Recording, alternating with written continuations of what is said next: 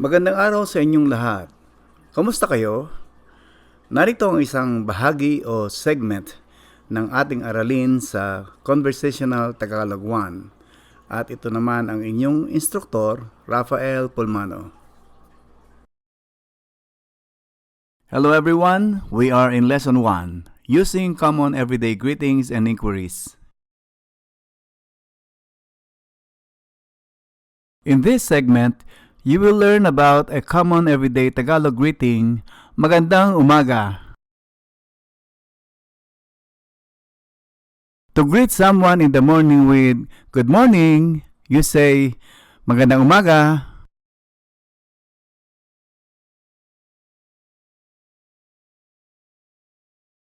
In this expression, maganda means good and umaga means morning.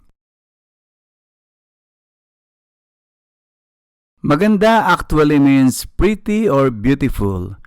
The Tagalog for good is mabuti. But as a form of greeting, we don't say mabuting umaga. Rather, we say magandang umaga.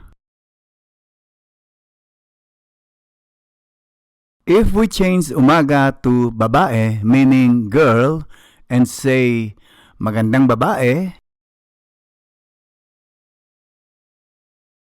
maganda in this context does not mean good. It means beautiful or pretty. So when referring to a pretty or beautiful girl, you say magandang babae. So bear in mind, magandang babae means beautiful girl or woman, while magandang umaga means good morning.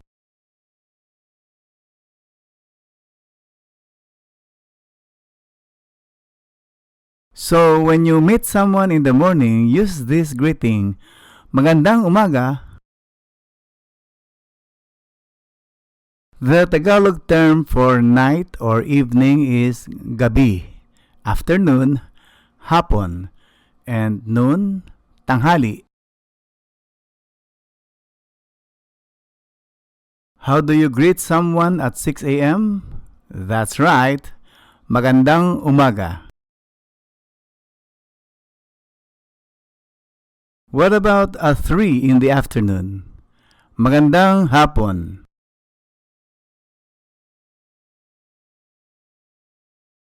And in the evening, magandang gabi.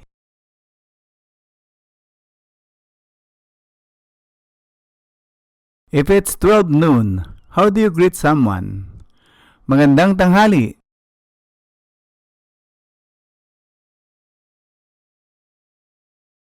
Jenny meets her classmate John in the morning. How will Jenny greet John? Magandang umaga or magandang umaga, John.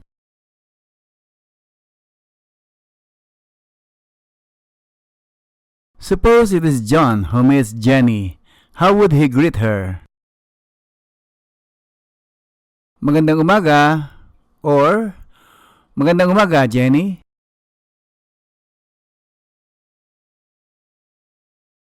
Now greet the person or persons near you. Consider the time of day. Magandang blank.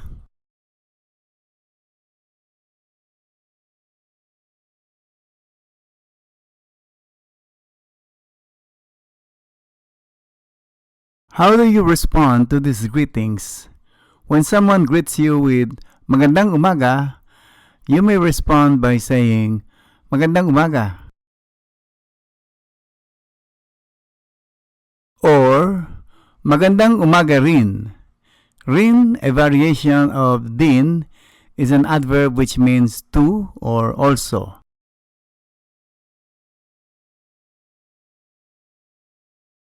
Or magandang umaga naman.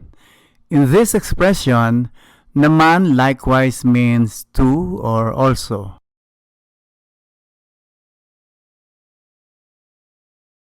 You may also respond to magandang umaga with magandang umaga rin naman. It simply means good morning to.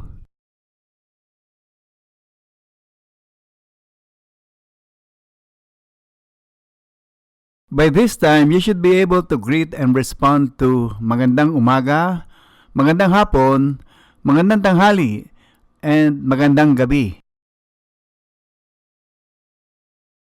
This is the end of this segment. Please proceed to the next. Salamat!